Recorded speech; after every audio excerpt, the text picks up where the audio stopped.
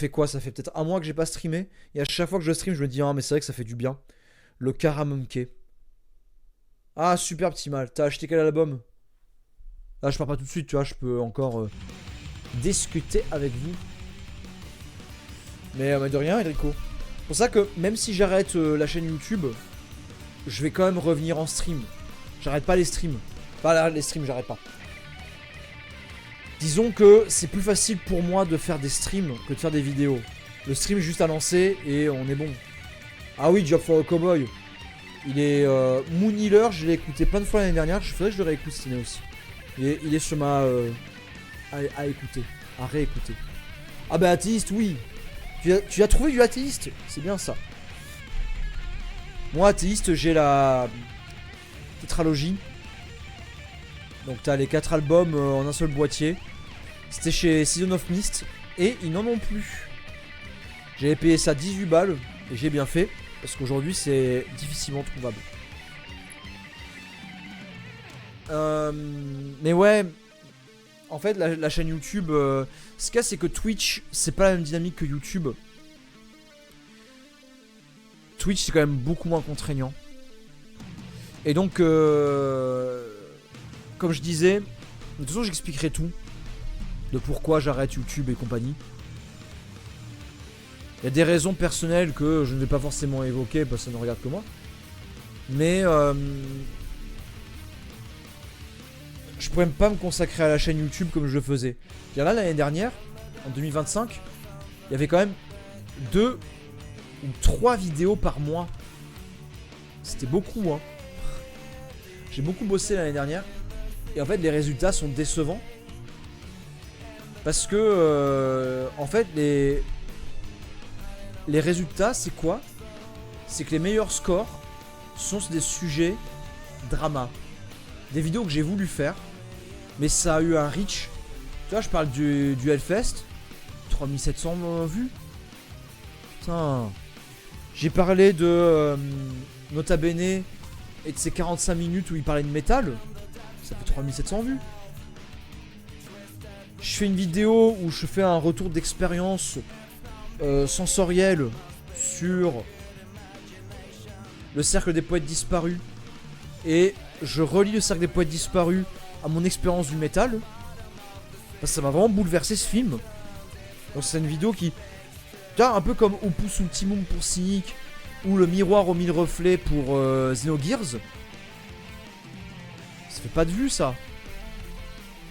En fait, le plus dégoûtant que quand même le moment où déjà je pensais arrêter plusieurs fois, mais le miroir aux 1000 reflets, ma vidéo sur Xenogears qui m'a demandé 18 heures de travail en une semaine, que j'ai vraiment charbonné comme un taré, alors que j'ai mon boulot à côté hein. Non seulement ça n'a pas fait de vue, mais des gens sont désabonnés. Alors que c'est une vidéo qui, à mon niveau, une vidéo qui est hautement travaillée, hautement montée et tout. Parce que je suis pas un monteur moi. Et c'est une vidéo dont je suis plus content en termes d'expérience vidéo, de texte et tout. Pas de vue. Donc c'est pour ça, là, en fait, quand j'ai regardé le cercle des poètes disparus, ça m'a remué autant que Xenogears. Xenogears, j'en ai fait une vidéo ultra chiadée. Et je me suis dit, non, c'est bon. Cercle des poètes disparus, je vais vraiment y aller à la cool. Ça a pas marché. Donc quand je fais des vidéos drama, là t'inquiète, il y a de 3000 vues. Et je gagne 60 voire 100 abonnés. Et quand je fais une vidéo qui est positive, fait du bien, met en relation des expériences et tout, là y a personne. Alors je me casse, c'est tout. Voilà. Et autant réserver ces moments-là pour Twitch. Voilà. On est entre nous, je vous parle de mes expériences, et ça allait bien. Là en ce moment, je regarde Evangelion, je passe un super moment, et voilà. Sans doute je ferai une vidéo, je ferai un live, où on causera Evangelion, entre nous. En temps normal, j'aurais fait une vidéo pour dire « Ouah, j'ai découvert Evangelion, trop bien », mais là je fais pas ça. On en parlera entre nous. En plus... Depuis Noël, où on m'a offert en fait, le livre qui est l'édition Pléiade, la bibliothèque de Nagamadi, qui contient énormément de textes coptes de la gnose chrétienne. Je suis à fond là-dedans. Ça aussi, on pourra en parler. Déliquesque des Australiens qui sonnent en plusieurs endroits comme du Sufo. Ok, Gare du Nord. Bah, je vais regarder ça.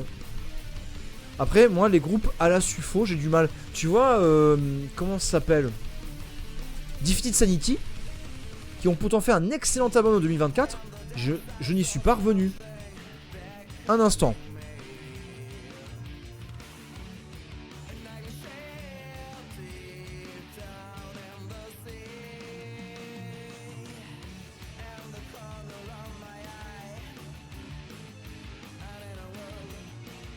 Oui, Twitch, il y a... C'est moins prise de tête, hein. On va pas se mentir, c'est moins prise de tête. C'est aussi moins prise de tête parce que je ne suis pas monétisé. Quand t'es monétisé, par contre, c'est vraiment la douille. Ouais. Oui, petit mal. T'as plusieurs vidéos à rattraper? Bah attends, je te les envoie si tu veux. Parce que c'est vrai, le miroir aux 1000 reflets, c'est une vieille vidéo, hein. Enfin, c'est une vieille. Elle date d'il y a 2 ans.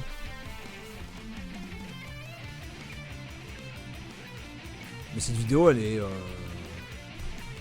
2 ou 3 ans. Non, 2 ans et demi. Cette vidéo, vraiment... elle a pas fait de vues. J'ai perdu des abonnés à cause de ça, alors que je l'aime bien. Hein.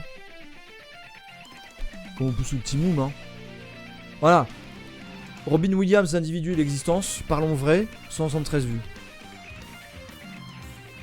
Qu'est-ce que tu veux? Voilà, le cercle des poètes disparus. Et ouais, là c'est comme métal inoxydable. Parlons bateau de Thésée, fluidité d'existence, porosité du réel. Ça c'est une vidéo, enfin, voilà, c'est une discussion qu'on a eue sur Twitch, mais c'est super intéressant. Et puis c'est, enfin, je sais pas, c'est une vidéo, moi, c'est le genre de truc que j'aime bien. J'aime bien voir des discussions comme ça et tout. Mais bon, quand tu vois que... Là, YouTube, c'est vraiment la douille. Quand tu vois que même les bilans... D'habitude, quand je fais une vidéo bilan sur ma chaîne, c'est 800 vues.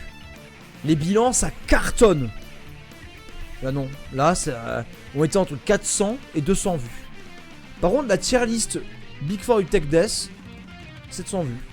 Et cette tier list, ça marche bien. Quand on a des idées et que ça fonctionne pas, c'est difficile de perdurer. Voilà, faut vraiment s'accrocher à la passion. Si je comptais sûrement sur les ventes, j'écrirais plus, mais c'est exactement ça. Hein. Ah bah, de toute façon, Optima, les albums d'Athéis, c'est simple. Hein.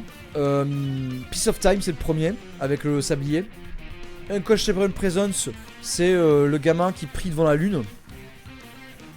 Elements, t'as plein de trucs bizarres. Et Jupiter, t'as 2 lions qui se battent. Voilà, Piece of Time, il est très bon. Bah tiens, d'ailleurs, la tier list, ici, cadeau. La tier list Big Four du Tech Death, c'est vachement sympa ça. Et ouais, donc là je vois les scores là sous les yeux. Ça rend fou. Ça rend fou. Là YouTube ça devient mais n'importe quoi. Et en fait, Guardian, c'est exactement ce que tu dis, c'est que je suis sur YouTube depuis 8 ans. Et les vidéos au début, elles marchaient pas, mais je comprends. Mais je me suis toujours mis en tête d'améliorer mon format. Là par exemple, il y a 2 jours, j'ai revu pourquoi c'est top, pourquoi c'est flop que j'avais lancé en 2020. Ça avait marché à l'époque, c'était des vidéos qui tapaient du 1000 vues. Mais en les revoyant, je me suis... Enfin c'est 2019 là. Mais en les revoyant, je me dis mais pourquoi ça n'a pas marché davantage? T'as des nobody qui viennent de nulle part.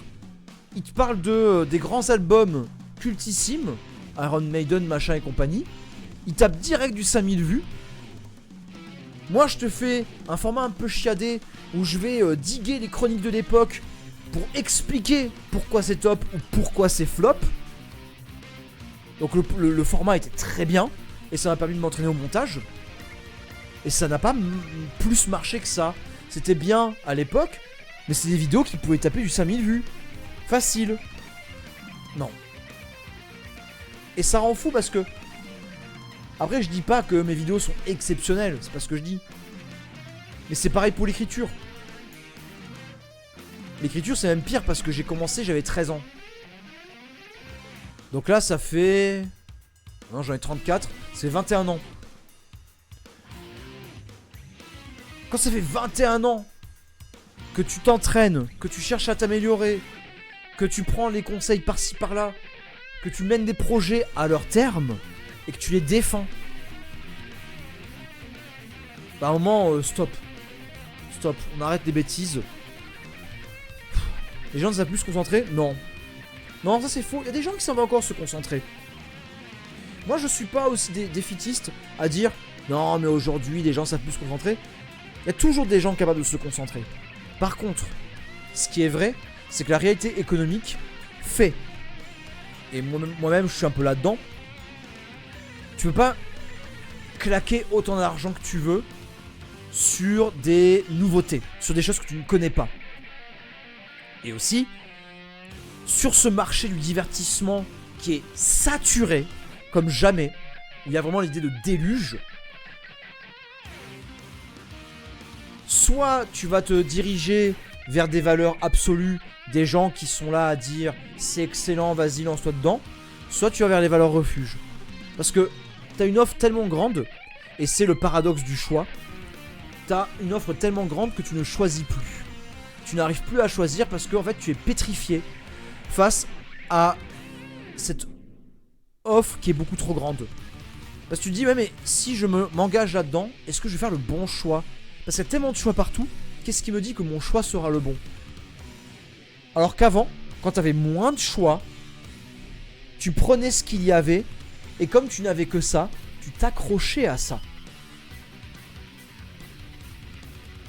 C'est compliqué. Et c'est pour ça que moi, en musique, maintenant, avant j'allais sur YouTube, je diguais, je creusais, je téléchargeais des tonnes d'albums, et c'est pas bon. Maintenant ce que je fais, c'est que les albums, je les achète. Et en les achetant, même si c'est un album qui me plaît moyennement, je vais m'y engager. J'allais me concentrer sur des albums de death metal et des films ou lire plusieurs heures, donc je gère, le temps passe vite, une journée ça file, exactement. On a que 24 heures dans une journée, c'est vrai que dans ces 24 heures, faut déjà environ compter 6-8 heures de sommeil. Et en fait, ce qu'il y a, c'est que on est dans des quotidiens où notre temps est une valeur marchande. Les entreprises veulent notre temps. Et là, c'est compliqué. Il y a surtout beaucoup de gens qui écoutent ou qui lisent ou qui regardent ce qui est apprécié par le plus grand nombre, quel que soit le médium. Oui, mais parce que c'est pas une histoire de suivre la tendance, c'est une histoire de j'ai pas beaucoup de temps. Les gens font consensus sur des œuvres principales. Si ces œuvres principales marchent bien, je vais pas perdre de temps à creuser, à diguer, je vais me diriger vers les choses qui sont admises parce que ça marche. Et si ça marche, ça va me plaire. En fait, c'est pas je suis la masse pour suivre la tendance. Ça peut être ça. Il y a des gens qui sont un peu comme ça. Mais je pense qu'il y a surtout un côté économie. C'est beaucoup. Quand t'as peu de temps, tu vas vers ce que les gens. Tu vas vers les œuvres qui ont l'approbation générale. Voilà. Ça me fait étrangement la même chose quand je rentre en hexagone ou que je vais faire les courses, il y a trop de choix. Ah oui, c'est vrai. En les achetant, tu prends plus de temps de les assimiler. Exactement. C'est ce que je disais dans ma vidéo. Je sais pas si tu l'as vu, petit mal. Mais c'est. J'en ai parlé plein de fois. Mais c'est ma vidéo sur la. Où j'ai dit. J'ai enlevé plusieurs gigas de musique. Voilà. Les limites de l'illimité. J'aime beaucoup cette vidéo. Oui, l'approbation est plus influente. Mais ça, Garduin, c'est aussi un autre problème. Le marché de l'influence. Et ça, c'est un autre problème. Parce qu'en plus, moi, les influenceurs, il y a un côté malhonnête. Parce que l'influenceur a forcément un intérêt à te brosser dans le sens du poil ou à te recommander quelque chose. J'ai beaucoup de mal à me dire, cet influenceur en face de moi, qui gagne minimum du 5000 € par mois, j'ai du mal à avoir son honnêteté, son intégrité. Le reste demande un petit travail, une application. Je pense que les gens n'ont pas beaucoup. je pense que beaucoup n'ont pas ou ne prennent pas le temps. Ben ça. Et moi de toute façon regarde. Moi je dis ça pour les films et les séries, je m'y intéresse pas du tout. Et pourquoi? Parce que j'ai pas le temps. Dire, je préfère me consacrer à un album parce que la musique, ça me parle. Je rentre plus facilement dans la musique que dans un film ou une série. Et surtout, ça prend moins de temps. Mais le truc, c'est qu'à côté de ça, j'ai le sport, j'ai ma vie de famille, j'ai mon travail, j'ai aussi la lecture. Du coup, les films et les séries, j'ai pas le temps. Et je vais plutôt me reposer sur ce que les gens disent en m'écartant du mainstream parce que je suis chiant. Mais j'en reviens à ce que je disais. Errant en bord de la falaise, il y a eu des retours. Les litanies de l'acier, j'en ai eu aucun. J'ai eu un, j'ai eu un retour. Et ça, c'est un truc aussi qui m'a pété les coups. Pété le cul. Quand j'ai voulu faire la promo de Errant en bord de la falaise, j'ai dû envoyer une dizaine de manuscrits à mes frais, à des chroniqueurs. Les chroniqueurs littéraires, je vous adresse un petit doigt.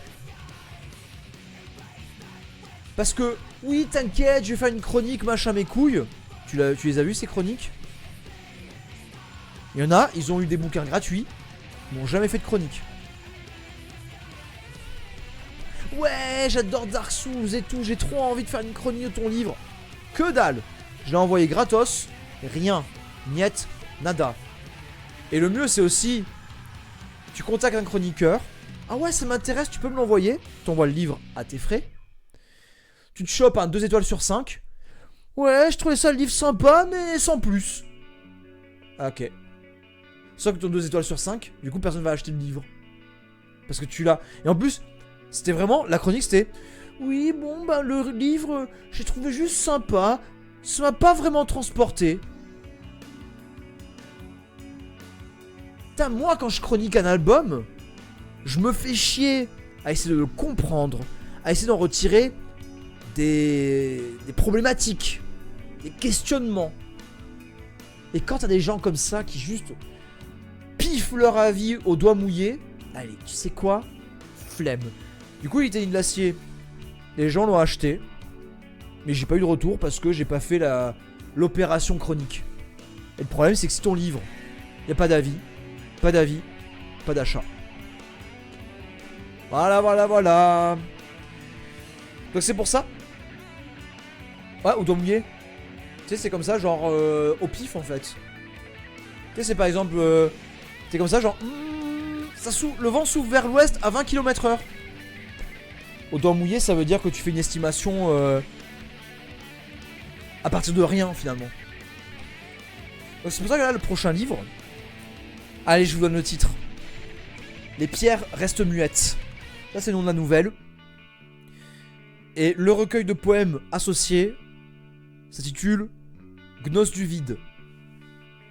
Parce que la gnose chrétienne en ce moment, je suis à fond.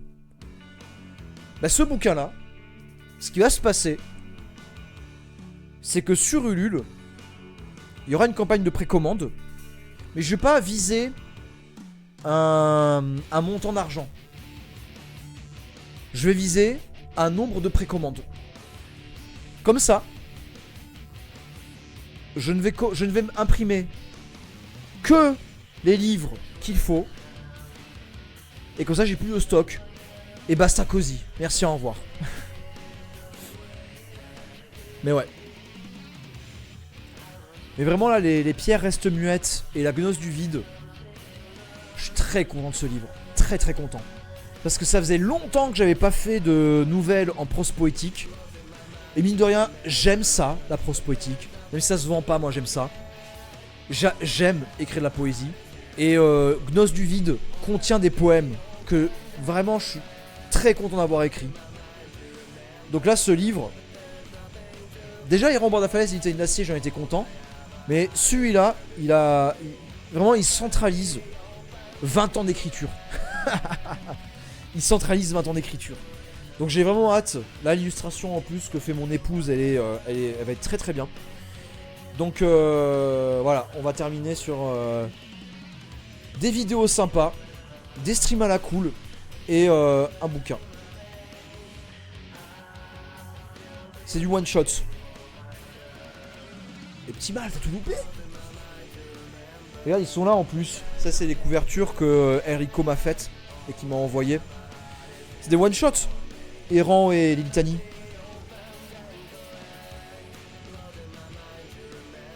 Ah. Mais ouais, petit mal, oui, effectivement, Errant, c'est le premier roman fantasy que j'ai fait. C'est inspiré Dark Souls. Et c'était un one shot. Litanie de l'acier, c'est un projet que j'avais commencé quand j'avais 15 ans. Litanie de l'acier, en fait, c'était initialement une fanfiction. C'était la suite de Alendra. Et je l'ai transformé pour faire un nouveau roman. Et en fait, Litanie de l'acier, c'est un one shot, mais tu peux l'associer à Errant bord de la falaise. En fait, les deux bouquins ont des relations mythologiques, spirituelles et esthétiques. Mais aussi historiques. Et aussi au niveau de l'illustration, puisque c'est Enrico qui a fait toutes les illustrations.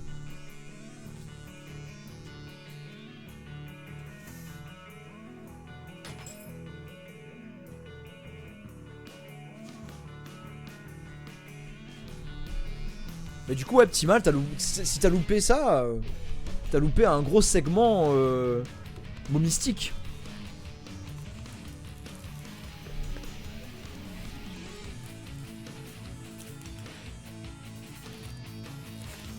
Hop. Donc voilà, les deux romans. Errant bord de la falaise et Litanie de l'acier. Là, c'est pas des petits romans, hein. Me fous pas de votre gueule. En plus, tu vois, il y a cette cohérence aussi au niveau, voilà, au niveau de la présentation. Quand t'as les deux bouquins côte à côte, voilà, ça rend comme ça. Et en fait, là, le prochain livre que je fais, il sera dans la même veine. Hein. Couverture blanche, illustration noir et blanc. Voilà, ça va être tout comme il faut. Et donc, en fait, soit tu lis Errant en premier, tu lis Litania en deuxième. Soit tu lis celui en premier, tu lis celui en deuxième. C'est pas, en fait, il y a des liens, mais c'est pas, voilà, c'est pas, comment dire. C'est pas, c'est relié, mais tu peux les lire indépendamment. Bah, le premier, écoute, il est là, Errant bord de la falaise. J'ai une boutique The Book Edition. Le problème, c'est que The Book Edition, j'ai pas la main dessus. Donc, c'est à dire que si tu prends sur The Book Edition. Tiens, je mets la page de. Voilà, je te mets la page The Book Edition, ma page auteur. T'auras pas de dédicace. Mais du coup, c'est. Tu commandes, tu le reçois en une semaine, tu vois. Ouais, c'est ça en fait, Enrico, ouais. C'est même monde, mais époque différente. C'est comme. Effectivement, comme du Gamel. Et donc, tu vois là par exemple, si je prends les Litanies de l'acier.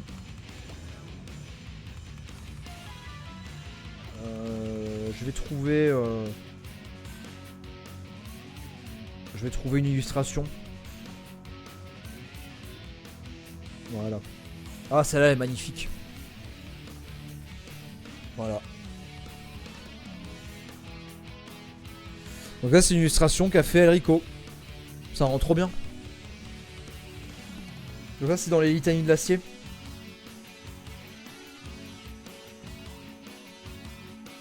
Et puis après, les deux romans, Errant bord de la falaise et Litanie de l'acier, ont un souffle Final Fantasy. Voilà, je suis un grand fan de Final Fantasy. Et forcément, ouais, un souffle Final Fantasy, voilà, c'est un peu l'idée, quoi.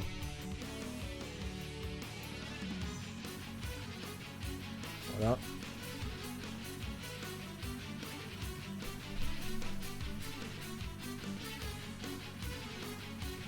Donc l'illustration que je voudrais montrer.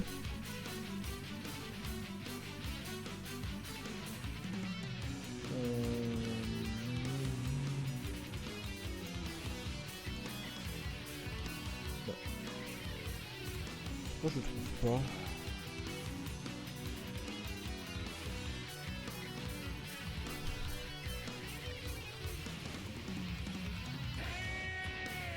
pas? Ah, c'est embêtant, il y a une illustration que je voudrais montrer, mais je la trouve pas. Bah. Autant le dragon.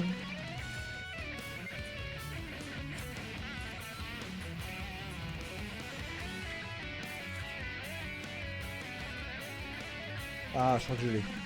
Voilà. Ah oui, Conan.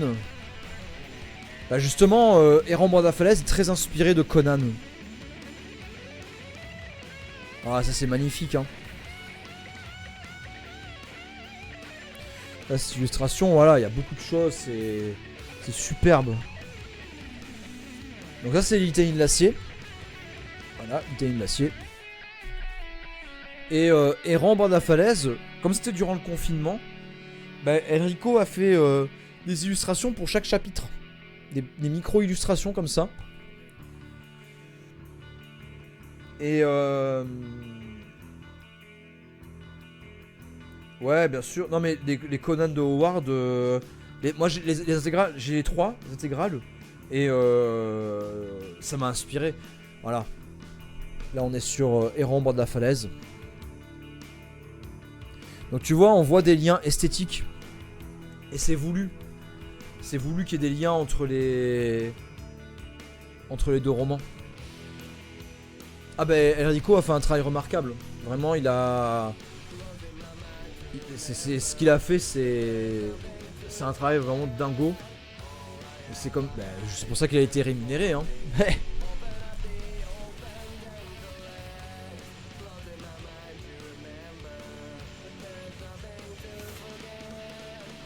Et voilà, quand tu te casses la tête à faire un roman, à le corriger, à le rectifier. Derrière, avec Enrico, on s'est... voilà, enfin, Enrico, il s'est défoncé pour proposer des superbes illustrations.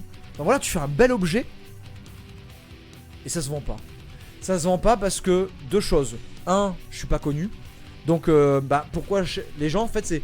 Pourquoi achèteraient auprès d'un inconnu? Puisque, bah, je sais pas ce qu'il fait, je sais pas si ce qu'il fait c'est bien. Et deux, dans le milieu de la littérature indépendante, ce qui marche, c'est vraiment le fait de parler aux spécificités. Brosser le lecteur dans le sens du poil. Combien de fois j'ai eu des lecteurs en mode: est-ce que vous avez un livre avec des loups-garous vampires? Ou des choses comme ça, tu sais. Des trucs très spécifiques.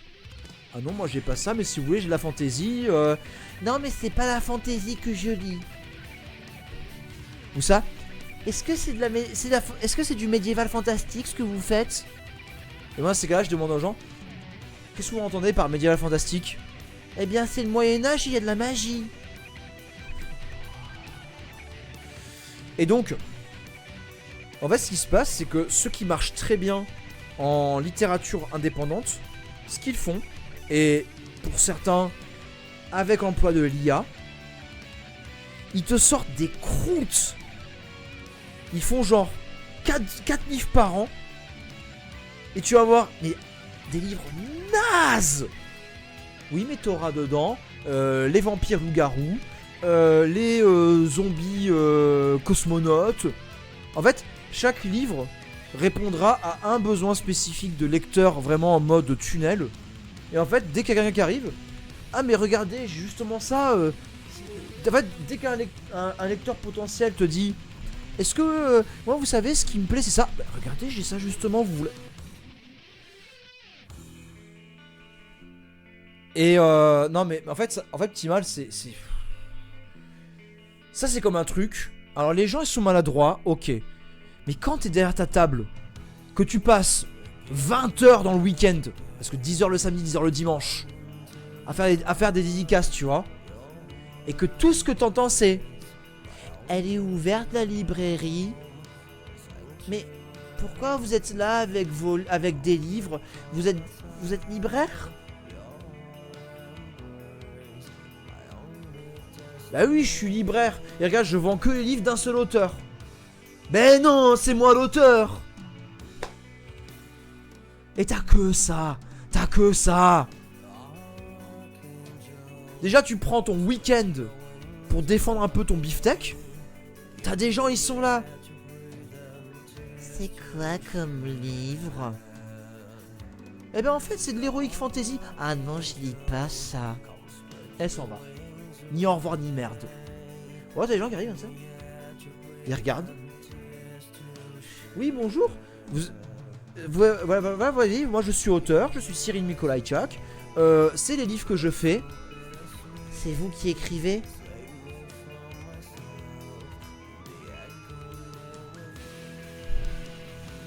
Ou encore, la personne elle arrive, elle prend le livre, elle regarde. Vous avez ça. Si je vous donne 20 secondes pour me résumer le livre, qu'est-ce que vous pouvez me dire? Est-ce que vous aimez l'Heroic Fantasy? Heroic Fantasy? Le Seigneur des Anneaux, Game of Thrones, ce genre de choses.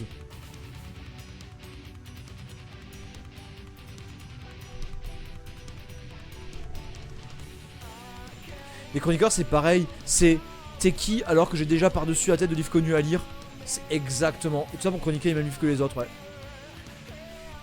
En fait, ce qu'il y a, c'est que quand tu es un auteur en dédicace, tu as en face de toi des gens qui n'ont aucun filtre.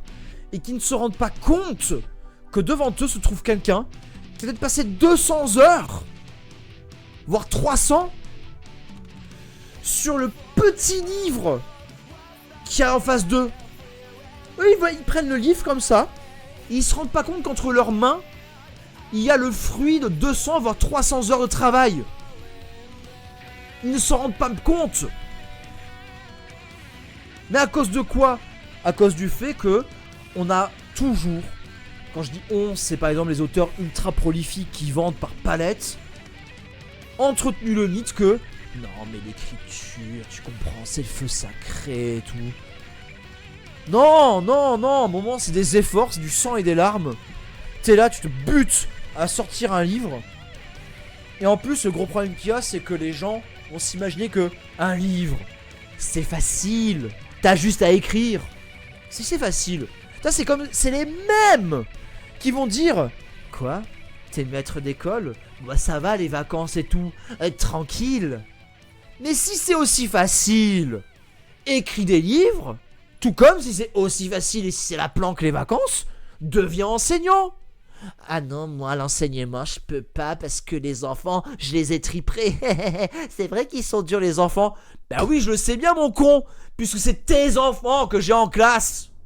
Je le sais bien qu'ils sont durs. Ah non, moi écrire je pourrais pas hein. Parce que moi j'ai pas les idées, j'arrive pas à trouver les mots. Eh bien ferme-la. Voilà. Tu sais pas écrire, ne commence pas à dire non mais c'est facile l'écriture, c'est pas technique. Tu vois par exemple la guitare, bah faut apprendre à jouer la guitare. Mais pour écrire, tu mets juste les mots. Bah, mets-les tes mots. Mets-les. Et on verra après. Non mais là je déverse. Je déverse. Parce que ça fait 5 ans. 5 ans que je suis là à traquer, à chercher. Non, enfin je dis 5 ans, non. J'ai passé 3 ans à traquer, chercher les éditeurs, les salons, machin et compagnie. Quoique si, non c'est bien 5 ans parce qu'il y avait aussi la poésie.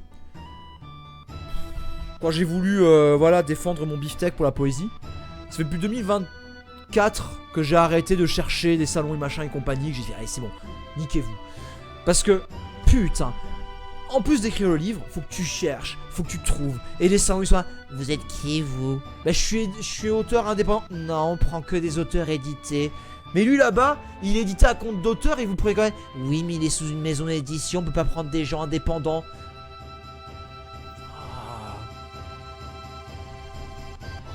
Je sais bien que c'est dur, ça va éduquer ses enfants, donc ça se porte en classe.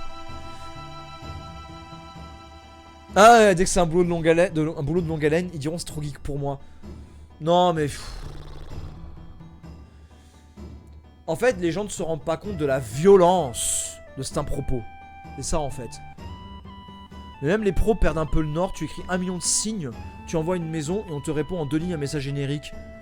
Mais c'est ça, non mais... En fait, ils en reçoivent tellement aussi, les maisons d'édition, c'est lunaire. Et un truc comme ça qui m'a rendu zinz, c'est Samuel Etienne. Samuel Etienne que je trouve très contestable sur beaucoup de points. Il est passé chez Dr Feelgood, DFG, pour Dr Dinoutou. Non, quoi de neuf Docteur, je sais plus. Enfin, les interviews, les gens sont dans le canapé. Et t'as Samuel Etienne qui dit: moi j'ai vraiment envie d'écrire un livre, mais alors je suis incapable parce que j'ai pas le feu sacré. Oh putain. Oh ça m'énerve. Oh que ça m'énerve. Les gens qui pensent que pour écrire, faut être touché par les muses. Non mais tu comprends, l'écriture c'est soit tu l'as, soit tu l'as pas. Non. C'est faux. Et c'est encore une fois le fait de dire: voilà, c'est touché par la grâce. T'as le feu sacré. Donc y a pas d'effort en fait. En fait il suffit que les étoiles soient alignées. T'as la muse qui te chuchote dans les oreilles ce que tu dois écrire. Bah voilà. Donc en fait l'écriture c'est pas un effort. C'est soit t'es touché par la grâce, soit tu l'es pas. Non. Faut arrêter avec ce mythe de l'écrivain inspiré qui se noie en extase et qui aligne les mots comme si c'était magique. Non.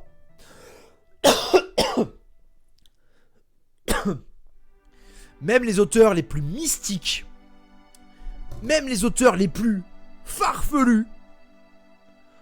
Mais en plus je comprends pas. Il te suffit d'aller voir les brouillons des auteurs et des autrices. Tu les as, c'est documenté. Tu vois leurs brouillons. C'est criblé de correction, d'écriture, de réécriture.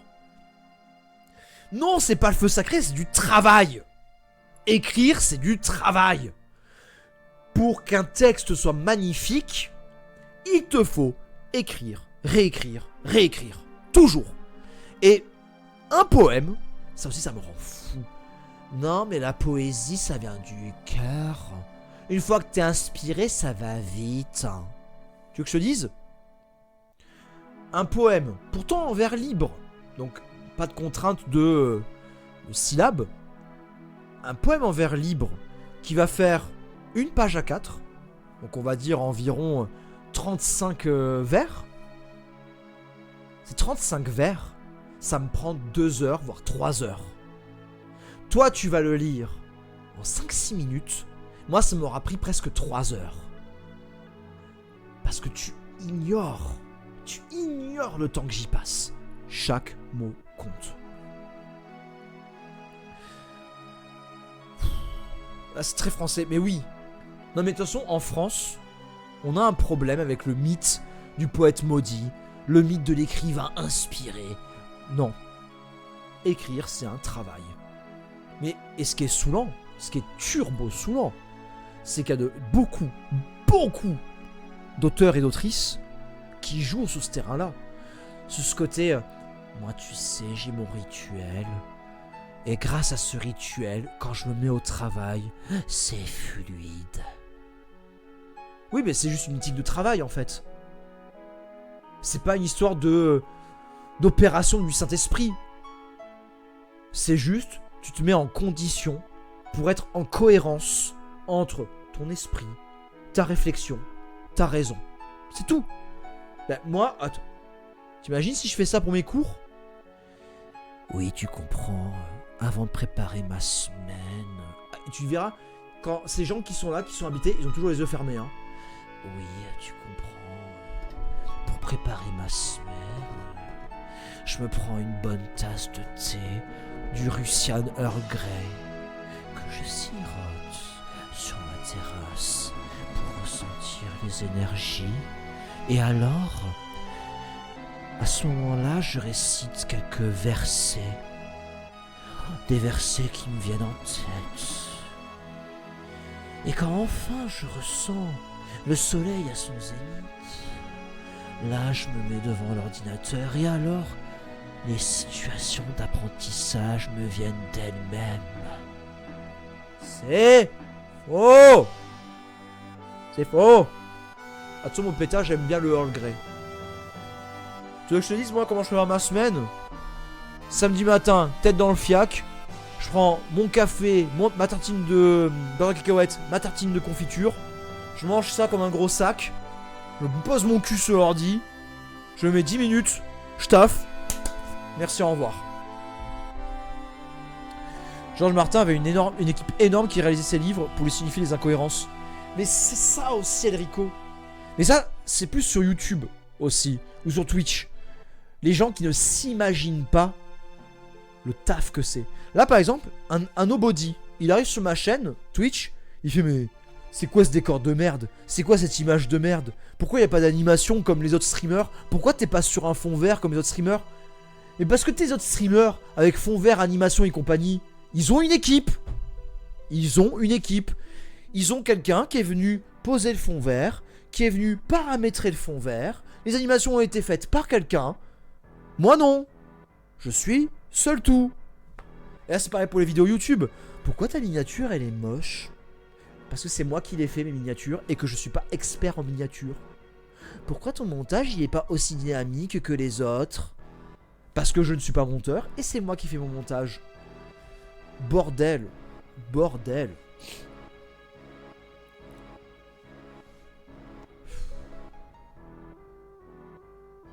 Et pour l'écriture c'est pareil. Il y en a ils se rendent pas compte. Mais quand... Moi encore j'ai eu de la chance. Parce que grâce à la communauté, grâce à vous, j'ai eu des bêta lecteurs. Pour les 2 romans. Mais si j'avais pas eu ces bêta lecteurs, j'aurais fait comment? Eh mais t'as qu'à en trouver. Tu sais ce que c'est de trouver des bêta lecteurs? Parce que les bêta lecteurs faut les trouver. Faut qu'ils aient le temps. Et en temps normal faut les payer. Quand tu trouves des bêta lecteurs par toi-même, tu les payes. Et moi j'ai quand j'ai justement les bêta lecteurs, bêta lectrices qui sont venus pour Errant et les Litanies, texto j'ai dit je pourrais pas vous payer. Par contre, je vous donnerai un roman gratuit. C'est normal. Mais crois-moi que si les précommandes avaient permis de gonfler la cagnotte, j'aurais payé les bêta lecteurs, bêta lectrices. J'aurais voulu faire ça. C'est compliqué. C'est compliqué. Heureusement que je vais partir il y a 1 heure. Hein. Mais j'aime bien aussi avoir ces small talk où on parle un peu. Voilà. Mais en plus, petit mal, faut pas seulement le temps de lire le livre, faut le temps de le lire en étant attentif aux corrections à apporter. La bêta lecture, c'est tellement ingrat. Tellement ingrat. Et puis il y a différentes nuances aussi de bêta lecture. Hein. T'en as... T'en as, ils font vraiment 0 effort en bêta lecture. Mais ils vendent leur... Ils vendent leur service comme s'il était essentiel. Comme pour les chroniqueurs. Encore une fois, on y revient, mais les chroniqueurs, tu leur envoies gratuitement ton livre que t'as imprimé de ta poche. Et tu payes encore de ta poche pour leur envoyer, pour payer les frais d'envoi. Et ils font même pas la chronique.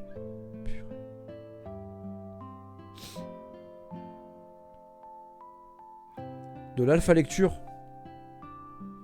Moi je fais de la sigma lecture.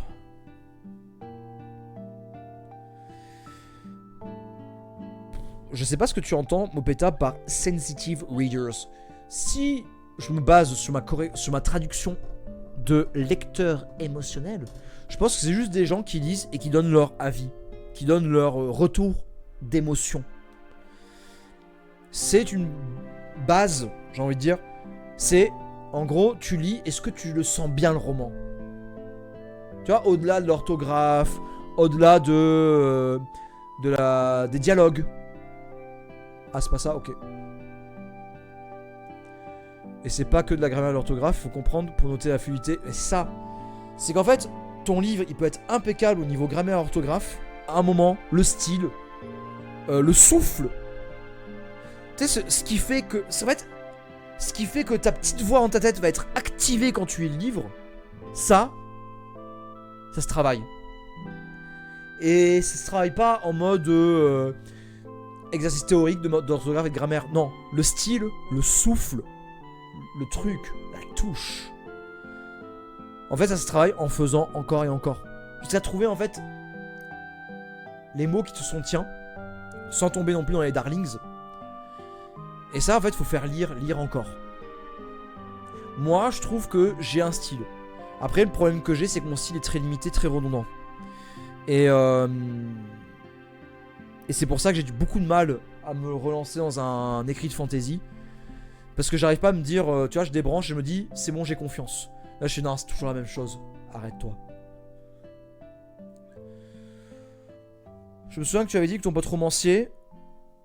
oui, Anthony Lamacca, ouais. Ben, lui et moi, on s'est beaucoup aidé. Parce qu'on est meilleurs amis depuis la fac.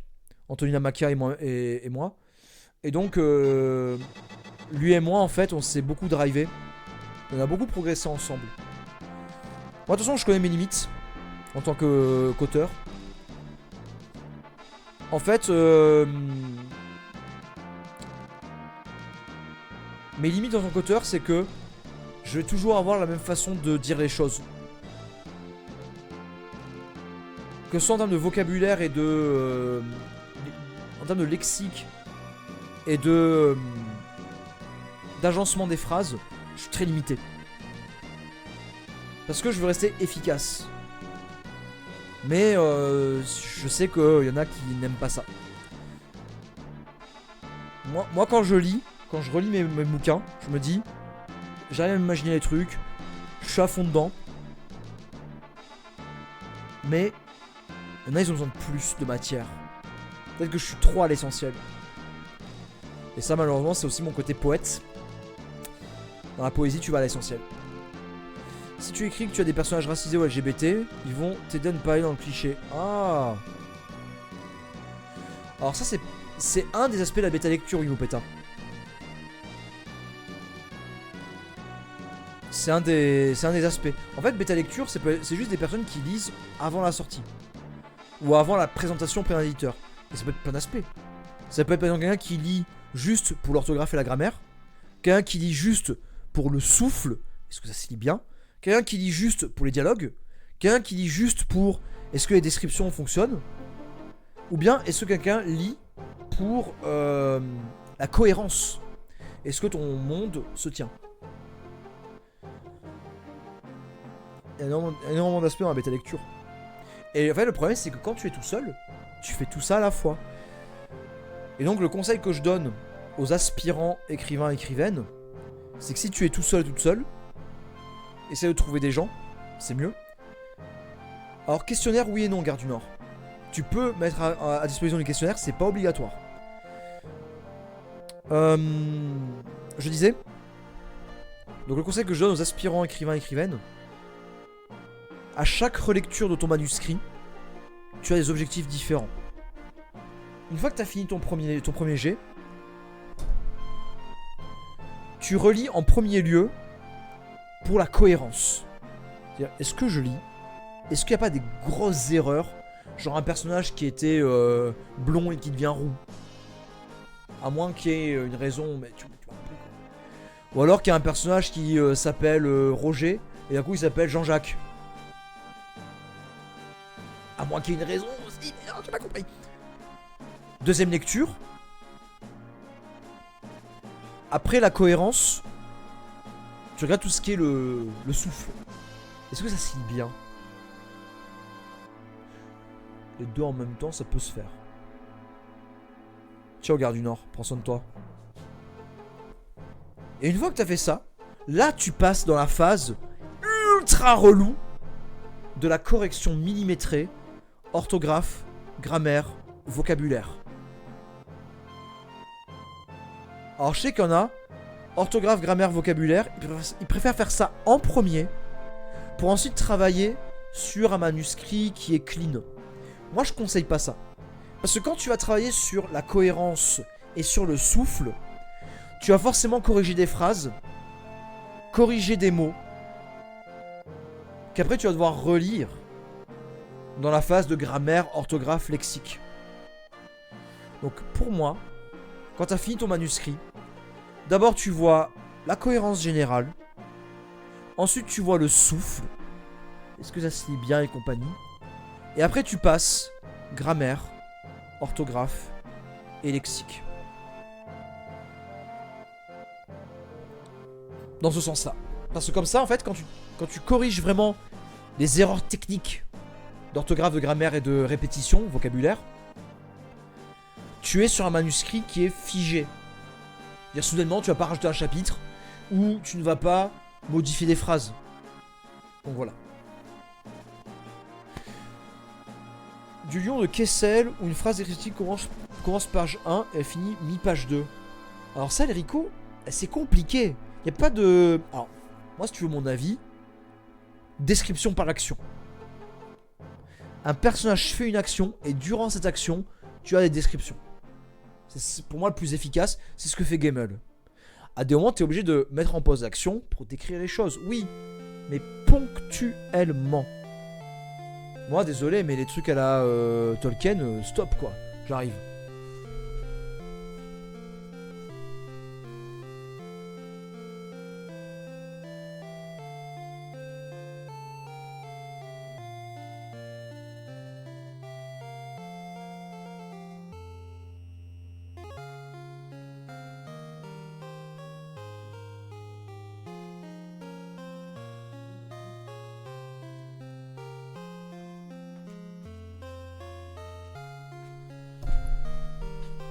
Donc ouais, moi ce principe-là, en fait le problème c'est qu'il y en a, et c'est pour ça que tu peux pas t'adapter à tous les lecteurs, il y en a ils adorent les giga descriptions. Fair enough. Enfin. Sur ce, moi je vais vous laisser parce que ça fait 1 heure quand même que j'avais dit que j'arrêtais. A toutes et à tous. On se dit à la prochaine. Dans la semaine prochaine, dans la semaine, je restreamerai. Le week-end prochain aussi. Enfin voilà. On se fera quelques petits streams bien sympathiques. Et c'était bien sympa de parler de tout ça. J'aime bien parler de l'arrière du décor. Allez, on se dit à bientôt chez Maxwell. Des bisous. Prenez soin de vous, prenez soin des autres. Et bonne semaine à vous. Ciao, ciao.